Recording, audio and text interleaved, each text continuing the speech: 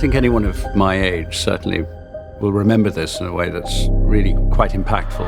Up until 9/11, Lockerbie was the biggest terrorist attack. The plane disappeared off radar screens at 19 minutes past 7. I'm afraid there are no survivors. Are you completely sure? I just thought it was the most remarkable story. A painful one, but also I felt it was very much a story worth telling. Are we ever going to know what really happened? I will never stop. Up until we know the answer to everything. We find Jim in a state of raw, fresh and profound grief. I want to see my daughter. Jane understands the form that his grief took, this need to get to the truth. You accept the verdict, whatever it is. You stop, and we get you back. I promise.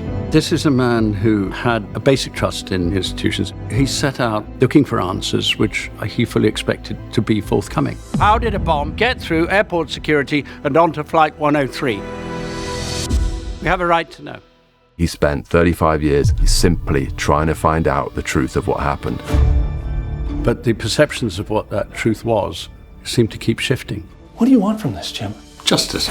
In Jim Swire's story, the government, the justice system, the media are all basically censoring and controlling the information. I am telling you, they were part of this. Because our governments decided they were. It was very important for us to tell both sides what is the official narrative and what does Jim believe to have happened. Why is there so much secrecy around this? Hopefully this reminds people of a tragedy that still in many ways doesn't feel resolved.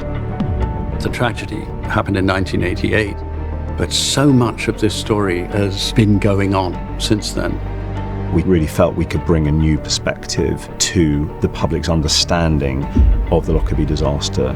They'll be watching every move. You need to be careful what you say. The show is a balance between investigative thriller and then this incredible emotional story. Guilty. Quick, somebody help!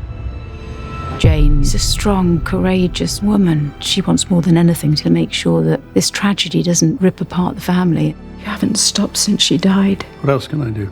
Be with us. Catherine McCormack is absolutely phenomenal, and her paired with the brilliant Colin Firth was an opportunity too great to miss. I'm not leaving this house. I want to be around life, not death, every single minute of the day. Jim's articulacy and courage led him to confront government ministers. He was driven by fury. Your government knew. They all knew.